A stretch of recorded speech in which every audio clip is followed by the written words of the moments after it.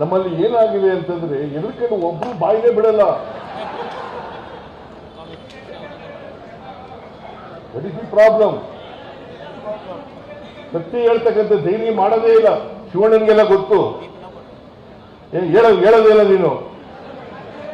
ಏಯ್ ಕುತ್ಕಳೆ,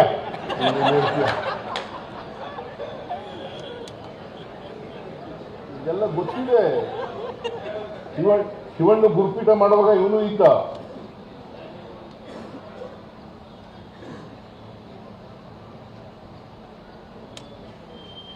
ಏನು ಒಬ್ರು ಬಾಯಿ ಬಿಡೋದು ಇಲ್ಲ.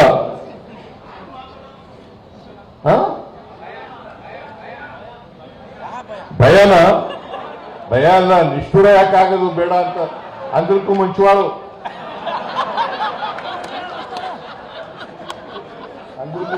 ಅನಂತರಾಮಯ್ಯ.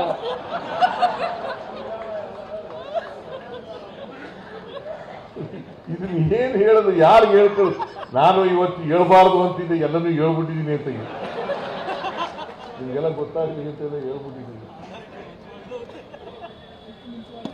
ಅದೇನೇ ಆಗಲಿ, ಇವತ್ತು ಕನಿಷ್ಠ ಇದು ಕಾಲೇಜುಗಳೆಲ್ಲ ಹತ್ರ ಇದ್ದಾವೆ.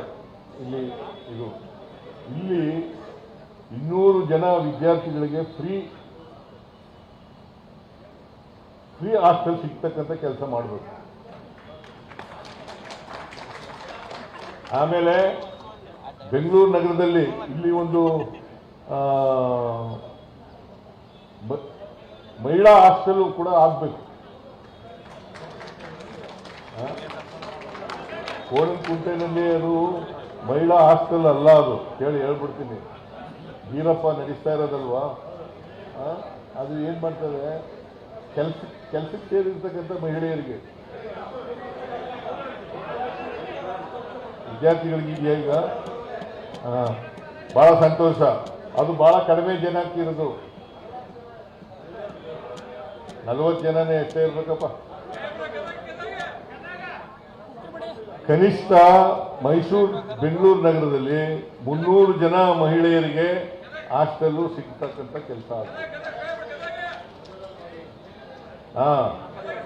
ಗದಗಿನಲ್ಲಿ ಮಾಡಿದ್ದಾರೆ. ಕೂತ್ಕೊಳ್ಳಿ ಫಕೀರಪ್ಪ, ಕೂತ್ಕೋ.